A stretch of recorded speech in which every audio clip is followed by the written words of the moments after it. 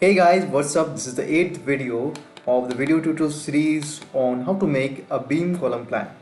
So friends, we have some finishing touches remaining here. We'll just simply copy this demarcations of the center lines to the opposite parts. So let's get started. So first of all, we can just insert any line here, random line here, to let's say up to this, and here also we'll just put a line. So we'll select these two portions and we'll press EX, enter, and after that select all the center lines which you want to extend. The purpose of it is to bring the center lines to the same level on the opposite sides of the demarcations. So first of all, let us select this, all of this. So all of these are selected. Now as you can see that we can use the mirror option. Now for using the mirror option, as you can see, this is somewhere the middle of this center line. So first of all, using the shift, we'll simply unselect this first. So all these demarcations are selected. Now we'll use the mirror option and choose the center of this grid. So it's somewhere here, this one, and from this center to this center. So erase source objects, no.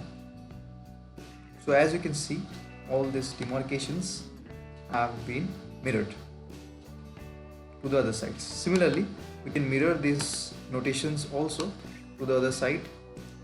Simply just select these, all of these, and then using the mirror option, we can first let us have an idea where the center lies. So center lies somewhere here. So using the shift option again, we'll just unselect this and then we'll mirror the center of the grid line. We'll select, which is here. From here to here, let us select and no. So as you can see, we have copied all the demarcations, that is A, B, C, D and 1, 2, 3, 4.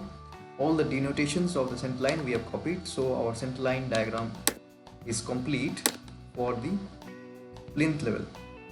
We can just simply give it a name. For that, we'll just go and take a multi-line text. Let us create a box here. So here we'll just use bold and also underline.